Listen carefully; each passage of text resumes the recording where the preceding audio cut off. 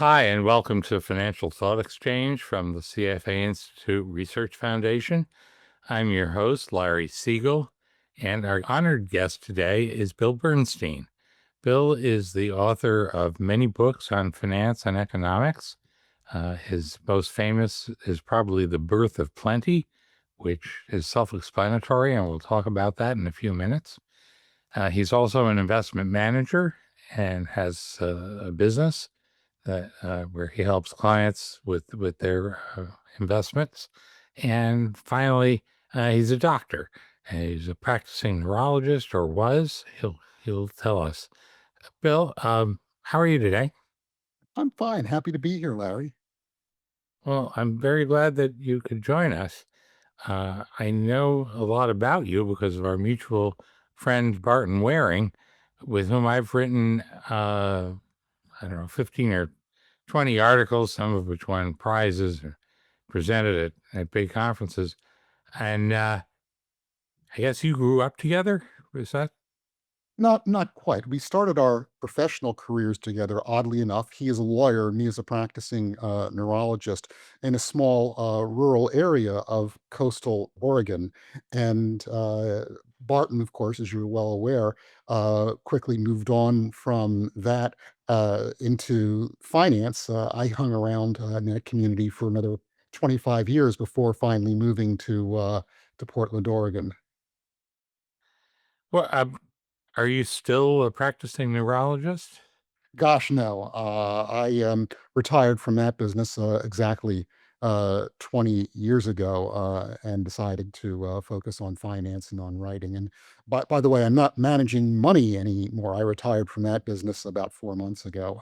Oh, okay. You had a nice name for the business, Efficient Frontier Advisors. It tells you something about your thinking. Well, if you're talking about our investment philosophy, we, sing from the hymn book of Bogle and Fama and Samuelson. We were devout believers, and I'm still a devout believer in passive management, believing in Sharpe's famous arithmetic of active management. We don't think we have any special skill in picking stocks or timing markets. We believe that very, very few other people do, and we think that the safest course is simply to own the entire market. Well, I'm going to get to the details of that and how you implement it and how you found customers and that sort of thing a little bit later. I wanted to talk about economic and financial history first because I think that uh, beyond your client base, you're best known as an author and an extremely good one. I highly recommend Bill's books. I'm also an author, and we're kind of in the same wheelhouse. So and the fact that you uh, that I'm recommending you is high praise indeed. You're arguing in the Birth of Plenty, uh, and here I'm paraphrasing Wikipedia. I found their articles to be actually quite helpful.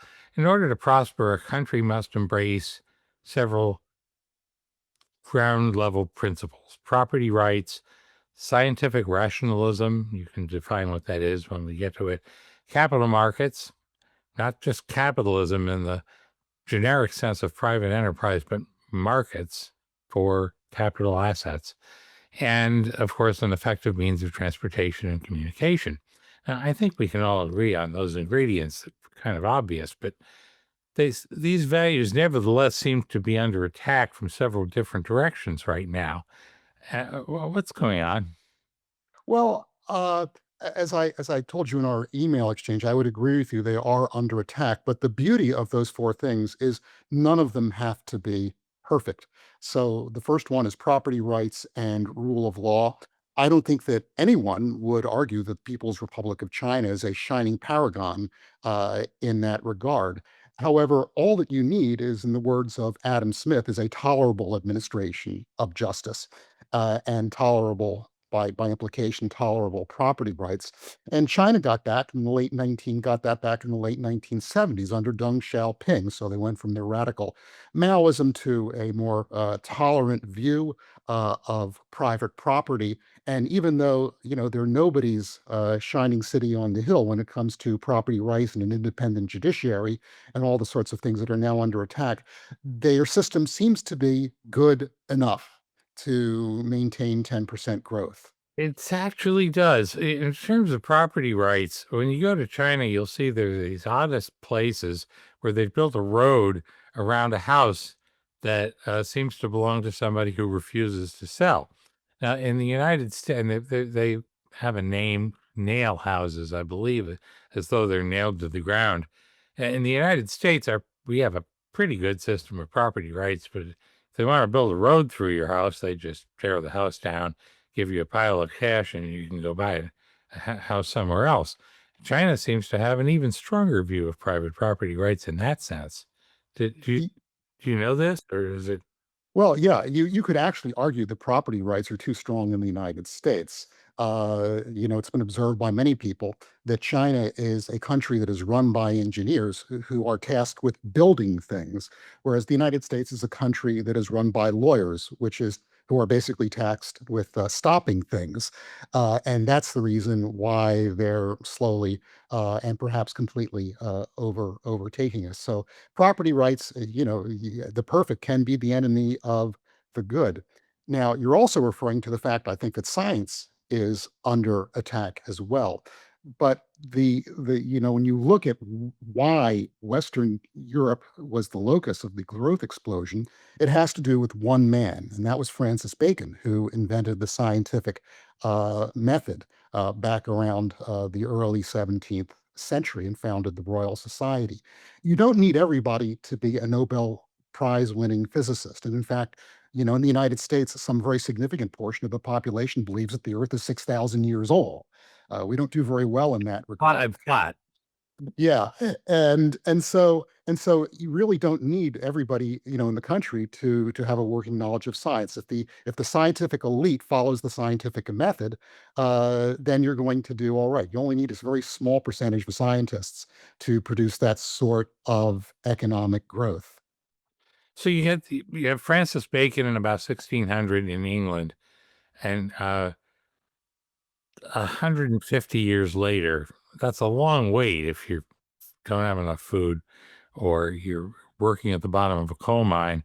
Britain starts to emerge as the beginning of a first world country, and incomes go up, and by 100 more years later, and incomes are high enough that we would recognize them as something we could live on.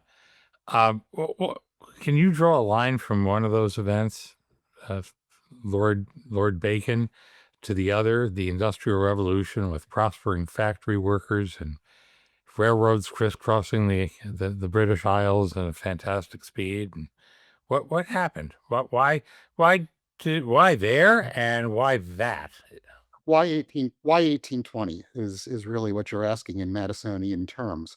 And Yeah. I think that you and I have different answers to that, but I'll give you mine, and then certainly want to hear yours. My answer is that you need all four factors. So scientific rationalism, as you point out, was in place for centuries. Property rights had been in place for centuries, even before that, under the English uh, common law. Yeah, Uh, property rights were fine. yeah, Not clearly sufficient. Yeah, and then the capital markets had also been functioning fairly well, from the time of, at least the Swedish central bank and the Dutch republics had pretty well functioning capital markets as well. So you needed the last factor, which was communications and transport. Now, the most interesting place to look at is really not England. The most interesting place where growth first picks up, not 2% per year, which is what we're dealing with now, but maybe going from 0 to 0.5%, were the Dutch republics. What did the Dutch republics had?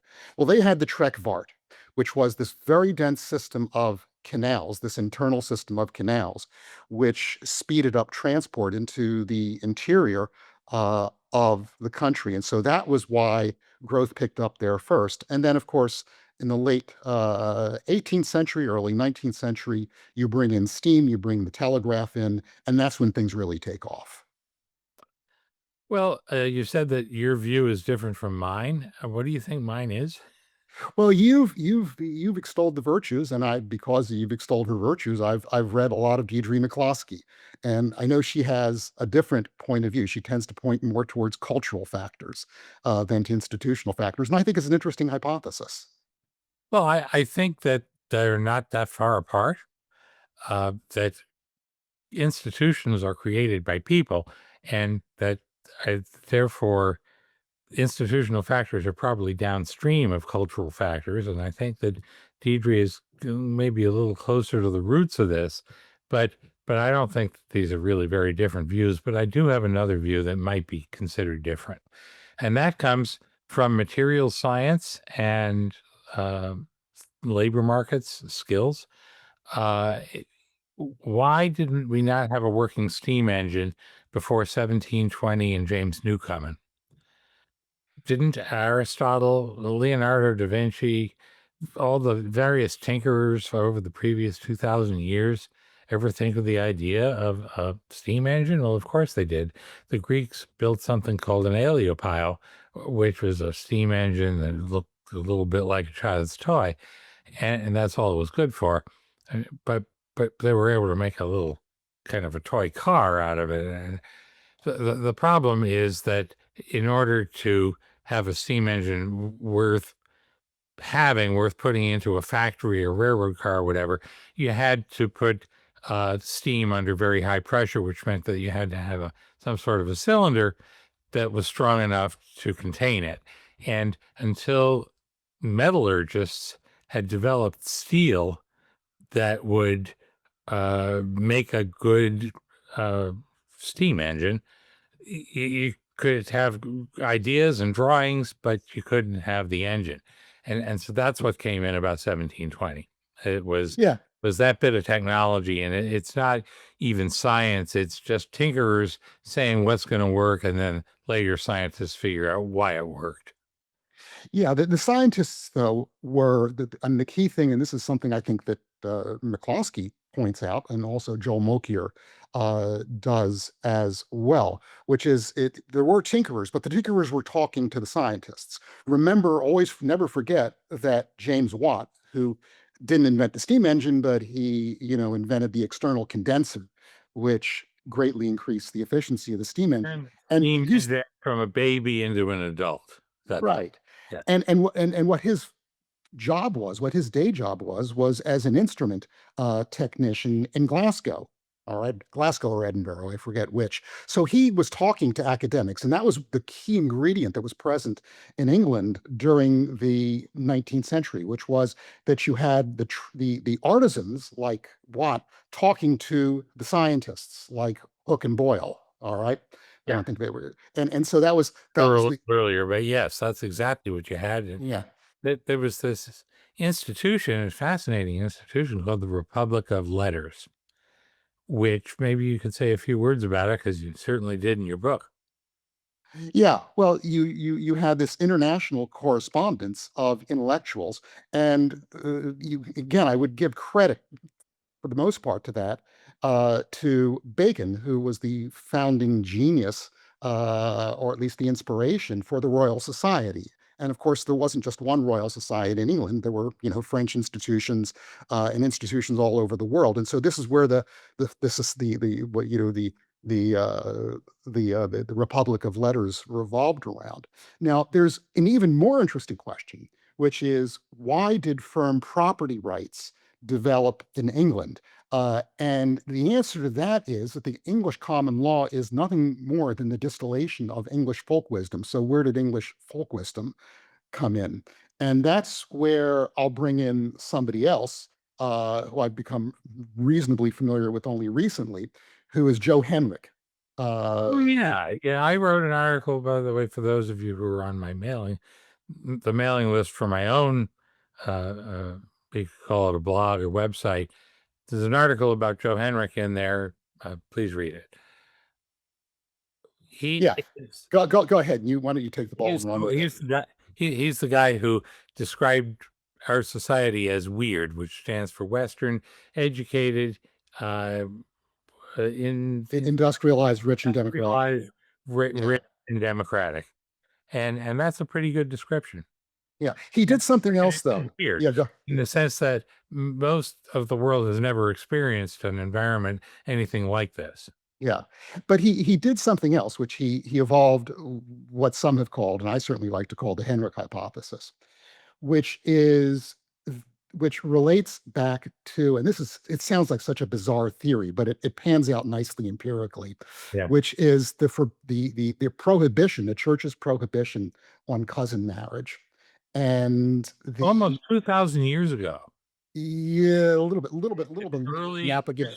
in early Christianity. Yeah. You know the years? It was like 600. Roughly, yeah. You can date it to the end of the first millennium, but it really got going the beginning of the second Oh, okay. So millennium. Yeah, later than I was saying, yeah. yeah. And just if for the listeners who aren't familiar with it, the church wanted to prevent inheritance uh, of property. They wanted to inherit the property themselves, and so the way they did it was they forbade cousin marriage all the way out. In some cases it just gradually evolved: first cousins, second cousins, even second cousins. There's no biological reason to prevent second cousin marriage. Even first cousin marriage only doubles the rate of fetal malformation.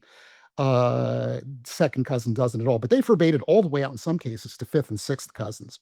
And so what that meant, in effect, was that if you were a male, a young male, you couldn't marry anybody in your village. You had to go and travel 100, 200 miles and live in somebody else's community. And basically, you learned to trust strangers and increase your personal radius of trust. And that's really what it's all about, is how, when you look at what's the difference around the world between rich societies and poor societies, it's how long is the radius of trust? How much do you trust strangers? And I like to have this little sort of aphorism or metaphor or simile, which is that imagine that you are that you are robbed in broad daylight in the presence of witnesses by a known assailant. Who do you go to? And if the answer is you go to the police, that society, it's going to tend towards wealth. And if the answer is your cousins, then that is not a society that is going to do well. And so this Henrich hypothesis demonstrates how the countries and the areas of Europe that forbade cousin marriage the first also developed the earliest. Well, I agree that Joe Henrich's hypothesis it has a lot of explanatory power. It does seem kind of goofy. It does. It does. I mean, you read about it, Yeah, you read the description of the hypothesis, and you say that can't be true. But the data in back of it are, to my mind, incontrovertible. no, I agree. Now we have a situation where families have become so small, even though we're interconnected in ways that, 1,000 or 1,000,000 times more powerful than we were 1,000 years ago. Families have become so small, they're really not much use to you at all. If a bunch of people ganged up on me, I could call my one cousin. He's a fairly big dude, and he might be able to protect me for a few seconds, but would the mob would have my neck, and that and my uh, days on the earth would end. Uh, I would definitely go to the police, even though I don't love the police. As you said, the perfect is the enemy of the good, and we hear in countries that are having difficulty growing in Africa, in parts of Asia, but not the rich parts of Asia that have emerged wonderfully here, but so Central Asia and even in Latin America, which is a fairly advanced society, you go to your cousins or you go to your street gang, and those are societies that aren't going to grow fast. Right, exactly. And it all boils down to radius of trust. And sociologists can get to this fairly well. You simply ask the trust question. You ask people, generally, I believe, do you agree with the statement that generally I think that people can be trusted, or do you agree with the statement that you can't be too careful with whom you trust. And the people who answer yes or no to that, the percent of people who answer yes or no to that, tracks very well with economic development. What countries do you think are in a great position to spring forward here, based who haven't already, I guess, based on that observation? Well, I can't look forward, but I can certainly look back, and I think that, I mean, you can I guess you can look forward as well, which, as we've just mentioned, it's Northern Europe, and then some East Asian societies that have fairly high radius of trust, and there are other places, more traditional, non-weird societies, in Henrik's terms, that are not rich. They don't have the R part of the weird because the radiuses of trust are so short. To me, the most fascinating example of all is the Arab world. Yeah. And if you because if you look at the history of the Arabian Peninsula, they were surrounded by despotic governments. If you were a Bedouin, you looked to the north and you saw the Ottomans. You looked to the west and you saw the Christian Ethiopians, the Abyssinians. You looked to the northeast and you saw the Persians, and you tried to escape from their wrath. Well, the way you did it is that you got on your camel and you headed into an interior oasis. So, if you want to look at the place in the world that has one of the lowest radiuses of trust and the least trust in governments, it's the Arabian Peninsula. hmm And one of the parts of the world that fascinates me most right now, because I think they are making the transition from poor to rich, and that they weren't even on anybody's radar screen 50 or 75 years ago, is South and Southeast Asia.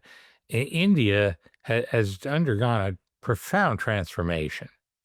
It's 20 or 30 years behind China, and it's not developing in exactly the same way. But there are areas of India, I haven't actually been there, but people tell me or show me, there are areas of India that are positively first world. And there are other areas of India that they're in the fourth world. No, no toilets and no electricity and so forth. But if you go back to actually the 1960s or maybe even the 1970s, the instead of people saying the children are starving in Africa, they would say, well, they're starving in India. And that society has just undergone a profound revolution. If you go a little farther east, Indonesia, Vietnam, Cambodia, Malaysia is already in a much better situation. These are the fastest growing economies in the world, and they're doing it with an interesting mix of cultural factors. Indonesia and Malaysia are essentially Muslim countries. They're not ruled by Sharia law or anything, but they have a large Muslim population, and they're growing just as fast as the other non-Muslim high growth areas. So it's not like we've identified a fundamental property of Islam that keeps you from growing, but 40 years ago there was a fundamental property of Hinduism called the Hindu rate of growth that kept India from growing, and of course it wasn't true. It was badly formed institutions, and so I think we're beginning to see a theme here. Yeah. Well, the theme is for almost all the countries that you mentioned, English common law, Hong Kong, Singapore, India, Malaysia, no coincidence. And as long as we're on the subject, I mean, to me, the greatest criticism of Marxism, the class and colonialist theory of why countries are rich and some are poor, you're looking right at it. You would predict, based on Marxist interpretation, that the richest places on earth would be the ones that were independent and free of colonialism for the longest period of time, like Ethiopia. And Ethiopia, Thailand, yeah, yeah, Mongolia. yeah. And then the poorest places in the world should be the ones that were subject to colonialism the longest, like Hong Kong and Singapore. That the question that analysis answers itself. Well, I think maybe Marx got a few things wrong. It's amazing that people still read him at all. We in the United States have been having some acrimonious discussions about trade, which you wrote a book about. The book is called A Splendid Exchange: How Trade Shaped the World. I would like to recommend it, but it's not really ethical for me to recommend a book I haven't read. But the title is good enough for me to say this has got to be worth reading. And I would have added, to your four requirements for a country's prosperity, I would have added free trade, or as free as you can realistically get. Um, Yet we seem to be in a period of deglobalization. I think we're going to regret it. I think when we see the astronomical costs of breaking those bonds of deglobalization, we're going to run back the other way as fast as we can. But we could have a long wait. What's going on, and why? What are the consequences going to be? Well, obviously, it's never a good thing when international trade gets restricted. But I would modify that statement a little bit. I don't think the world is deglobalizing. I think what is happening is that the rest of the world is staying as globalized as it ever was, and that the United States is slowly withdrawing from that system, and the rest of the world is learning how very slowly to get along without us. So the consequences for the rest of the world are not positive, but I think that the consequences for the United States are nothing short of catastrophic. We are depriving ourselves via our immigration policies of people who start enormously profitable and enriching corporations and spur economic growth in the United States. We are increasing the costs not only for American consumers, but also for American manufacturers for their intermediate products, and nothing good is going to come of this. We did it back in the 30s. It not only was an economic catastrophe, but it also led in no small part to the Second World War. And I very much worry that we're headed in that direction. Well, that's not good. Um, if the world economy slows from 3% real growth to 2, we'll be unnecessarily poor, but we aren't all going to kill each other. However, if we have World War III, we are, because we have weapons now that are much more effective than what we had in World War II, and that's not good at all. Um, we've been talking about big picture stuff, and I want to give you a chance to talk. Right, which it's obvious that seems to be your first love, probably mine too.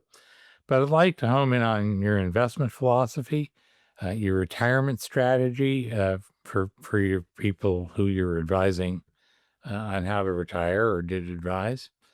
You've been very outspoken in favor of index funds. It's hard to make a living selling people index funds because they're they're the closest thing you get in life to a free lunch. So why don't you just start telling me when you had your business, how did you invest your clients' assets? If you were going to start another business, would you do the same thing? Well, what is your investment philosophy? Well, our investment philosophy, is you've already explained, is that we invest passively. Uh, by definition, the broad market are all of its participants, who these days are almost exclusively institutional. So the idea that you're going to hire an institutional money manager who's going to beat the market is a dubious proposition, because that manager, on average, will get the market return minus their expenses, not just their fees and the commissions they incur, but also the transactional costs, which this audience knows quite a lot about. And so you might say, well, I'm going to pick people who've got alpha, and that alpha is going to persist. But then again, as we both know, alpha, as a general rule, does not persist. So it's an extreme metaphor, but the metaphor I like to use is it's like you're playing a shell game, and you've got 10 shells with 100, 200, 300, 400, 500, all up to $1,000. And you can pick one of those 10 shells, or you can pick the shell with $800 under it. What are you going to do? All right. You're giving up the chance of getting a 900 or the $1,000 shell, but you are also greatly, much to a much greater extent, reducing your downside. So that's why we invest passively. Now, we also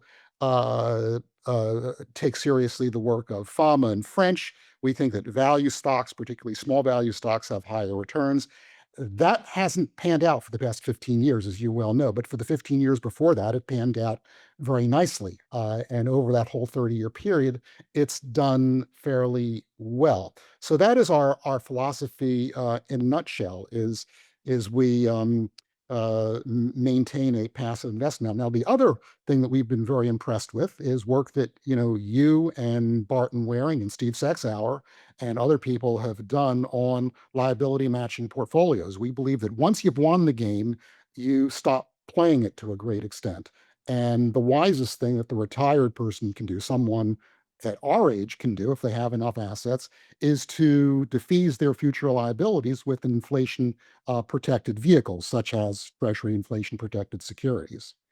Let's see, the yield on a portfolio of Treasury inflation protected securities called TIPS bonds, yields about real 2, so 2% plus the rate of inflation.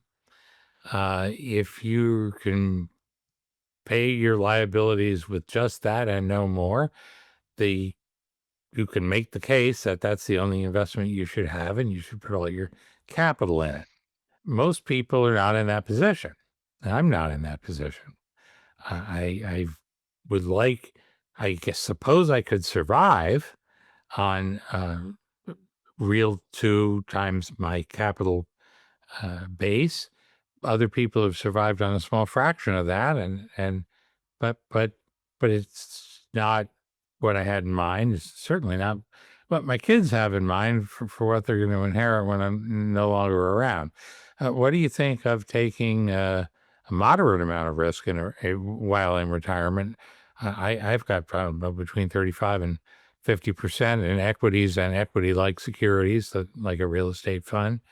I'm 71 years old, and it seems like it's almost imprudent not to take a little bit of risk, because you're leaving it over what could be a 30-year time horizon. I won't be around in 30 years, but my kids will be. So they pull my planning horizon out into the next half century. I am comfortable with that amount of risk. Am I making a mistake? Well, you raise a very good point. Now, let me say a couple of things before I answer your question. First of all, tips yield 2%. Now, I've got to actually have a few years on you. I'm 77. So if I buy a 30-year tips ladder, let's say I plan to check out at 100. Okay. Yeah. So Okay. I'm going to push up the daisies in 23 years from now. If I amortize that 2% real yield over the next 23 years or so, I'm just doing this in my head, that means that amortizes out to about a 5% burn rate. So it's not 2%, it's 5% because I'm Well, because you're amortizing consuming. I'm amortizing my mortality, right? Yeah, yeah. Now I can do even better if I could pool that mortality with other people. If Oh, I could much buy an better. Yeah. yeah, They're and going to croak at 80. You're going to get all the money that they would have gotten from 80 to 100. right, exactly. And so it would be nice if I could do that. Unfortunately, after 2019, I wasn't able to do that because that's when the last inflation adjusted annuity came off the market. But you can do at least part of that by deferring Social Security to 70. When you effectively do that, you buy an inflation adjusted annuity and then some with survivor benefit when you defer Social Security to 70. So that's I've already one move. did that, but it's not enough. No, no, you're right. It's not enough. So let's stipulate that it's not enough. Okay, let's stipulate that you don't have enough and it's not enough. Then you have to take risk. Okay, Right. and what I like to say is that yes, 5 out of 6 times you will do better in stocks. Now, what are the odds that stocks are going to do better than 2% real? It's not 100% over the next 20 or 30 years. I can tell you Probably that. 60 or 70%. Right. So you're playing a game that is actually more dangerous than Russian roulette. What I like to say is that to people who say, "Yes, I'm not going to invest in tips. I'm going to invest in stocks." I'm going to say 5 out of 6 times you will do better. Okay. Those are also the same odds you get when you play Russian roulette. So there's no there's you will do that, but understand that you are taking risk when you do it. Well, the analogy isn't exact. If I I'm fail, being provocative. It's true. yeah, right. If I fail at my investment program, I just have to do more of these interviews, write, sell more articles, maybe get a job working in the gas station. But if I fail at Russian roulette, that's kind of the end of the story. Yeah. I can't help myself sometimes. I'm sorry. I think a little bit of levity is very much in order when discussing our death plans. Well, what asset classes other than tips do you think people should invest in then when preparing for retirement? Is it global equities? That seems to be the intellectual default. Every asset in the world is worth holding as part of a global market cap portfolio. Is it some subset of that because you think some are good and some are bad? I've tried to be a global investor, completely failed. All of my assets wound up in the good old US of A. Yeah, well, as you allude to, the default portfolio is the world market portfolio. Now, you can look at that two different ways, and it nets out still to the same answer, which is that on the minus side of global portfolios, you are not a global consumer. You are a US consumer. So you want to weight given that consideration, a little bit more toward the US than the global market portfolio. On the other hand, foreign non US stocks are much more expensive than US stocks are right now. The PEs are something like, by any valuation metric you want to use, dividends or anything else, US stocks are almost twice as expensive. And so what the market is telling you is that over the next 30, 40 years, that the US is going to grow its earnings twice as fast as the rest of the world. Investment history tells us that that doesn't happen, that when you see valuation gaps that wide, they usually close. Yeah. And so that gets you back to the world market portfolio. If you're investing in ETFs, VT or whatever the Schwab or State Street or BlackRock equivalent of VT is. Any thoughts on alternative investments? For the most part, I think they're compensation schemes and not investments. They're opaque, they're illiquid, their fees are very high. Uh, the actors who are involved, I do not trust. I mean, what I like to tell people about private equity, for example, is you wouldn't want your mother in a nursing home that's run by them. You certainly don't want to invest your capital with them either. Okay, fair comment. I understand you're writing a book with our favorite new finance professor, Ed McQuarrie. We just had a seminar in New York City that I just came back from the other day, where he was the featured speaker in the sense that he was putting forward a view of historical stock returns that was different from the orthodoxy. And we all had a big discussion. Will Getzman, Jeremy Siegel, me, Rob Arnott, or of course, Roger Ibbotson, Elroy Dimson, and I'm forgetting a couple other people. We all got together in a room, and it'll be on the CFA Institute or Research Foundation website. One or the other. One of them is a part of the other, and I will make a broadly disseminated announcement when it's ready. But it's just fascinating stuff. What is Macquarie's axe to grind? Why are you writing a book with him, and what does it say?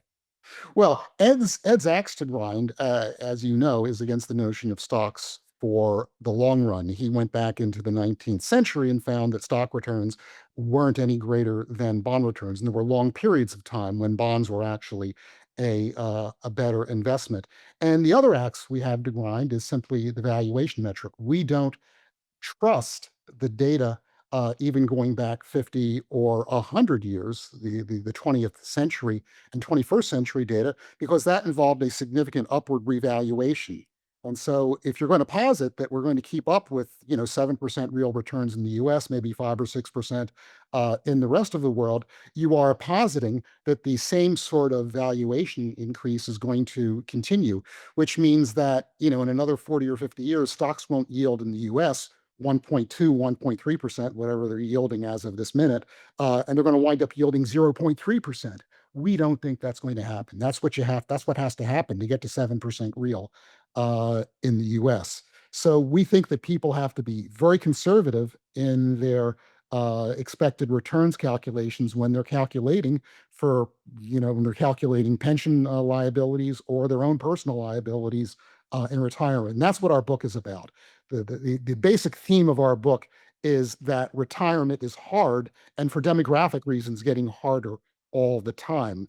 One of the fascinating things that we found when looking at the history of retirement plans is this is a very old problem. As Yeah. you're aware, retirement plans go back, into the mid to late 19th century, and time after time after time after time, corporations and governments underestimated the costs of funding the retirements of their employees and later of citizens.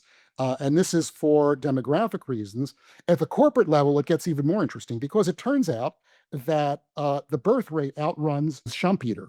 Okay, in other words, the bottom line is if you are a corporation, if you are a 20-year-old corporate employee, the odds are that when you are 80 years old, the company that employed you and provides you with your pension is no longer going to be around. Okay, that's just a fact. Right. Uh, That's why we put in some laws like ERISA, which says that it's you set up a pension fund as a different institution. And when the company goes out of business, and this was because of Studebaker in the 1950s, and they went out of business and the pension fund disappeared. uh, you can't do that anymore, and so you have to have a separate pool of money managed under separate governance by a money management firm such as your own, and that hasn't worked so well either. What no, it hasn't. And in fact, ERISA, which was supposed to save the DB pension, wound up killing it it because companies looked at the ERISA stipulations and said, "What, are you out of your mind? We have to pay into this insurance fund, and we have to vest people after 5 years, and we have to fund using reasonable discount rates. Forget about that. We can't afford that." well, maybe that means they couldn't afford to have the workers. It didn't seem like a bad idea at the time. Yeah, they could afford the workers. They just couldn't afford to pay for their retirements. Well, that's what I'm saying is that in a lifetime work, you have one job for a lifetime model, which was sort of imitated from the Japanese. You can't afford the worker unless you can afford to pay them for the rest of their life, because that's the culture. And if they don't get that deal, they're going to go work for your competitor. So in that sense, they couldn't afford the workers.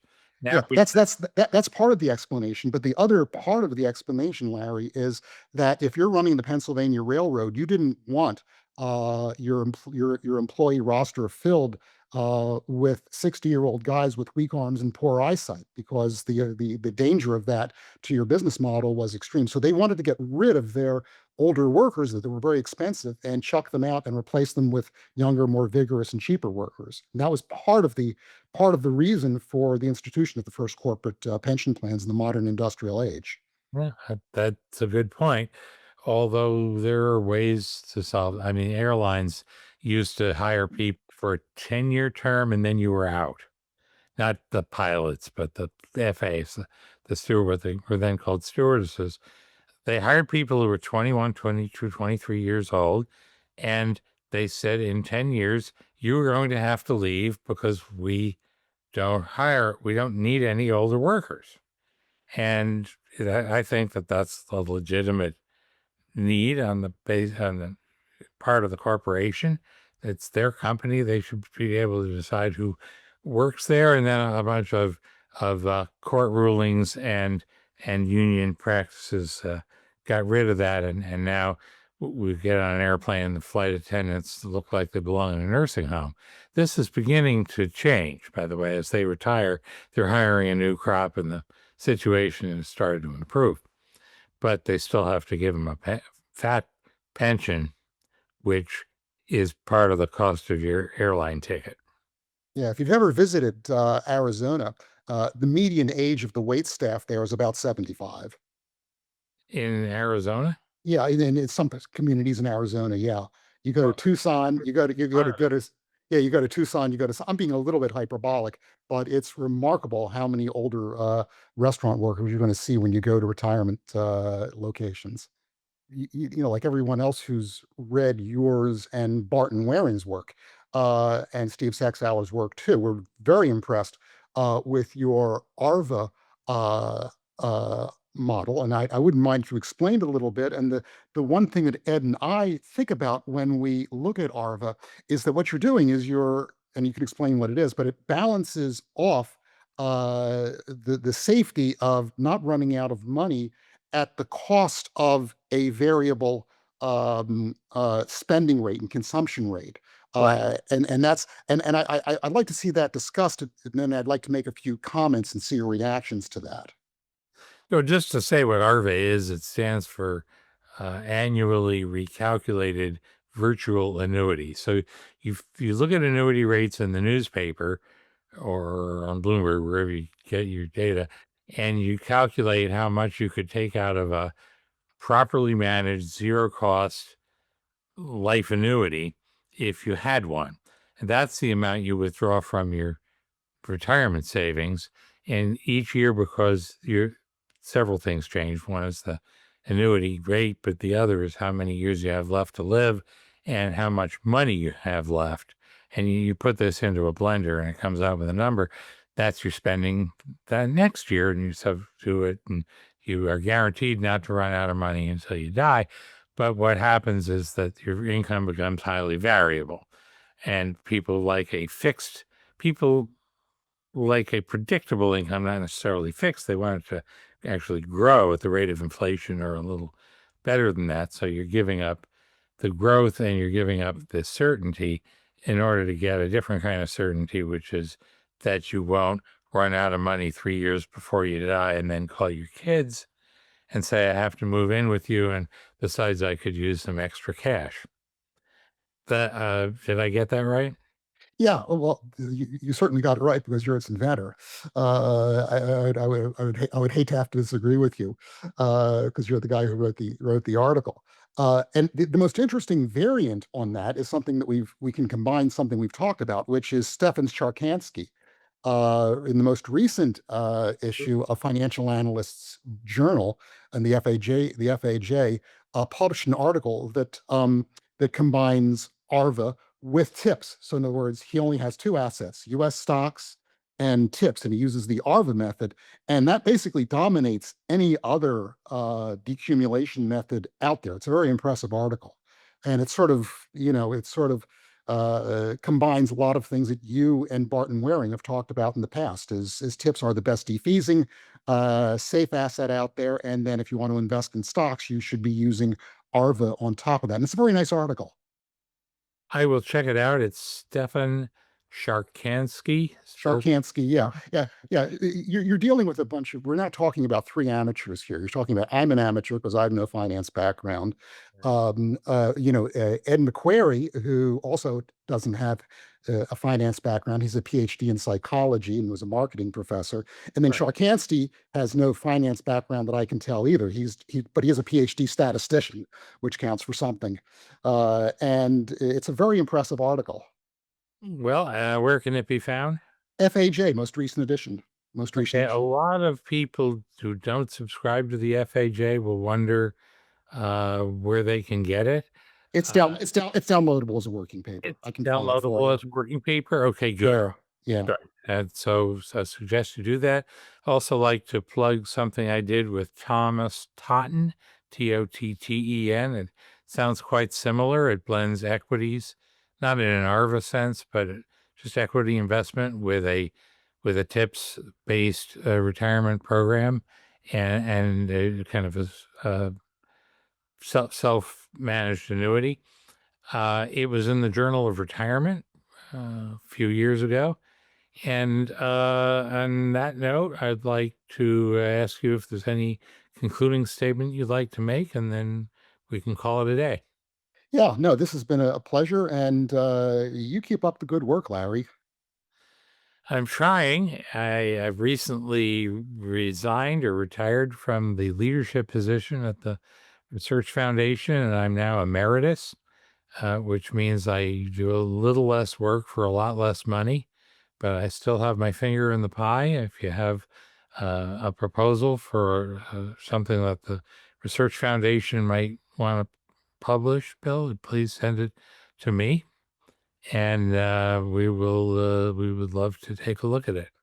Yeah, Ed and I will certainly be interested in that. We will be in touch. We have a few ideas. Great. Well, let's not wait so long to talk again. Thank you to Bill Bernstein, and thank you, audience. Talk to you soon. For more information, please visit rpc.cfainstitute.org/research-foundation.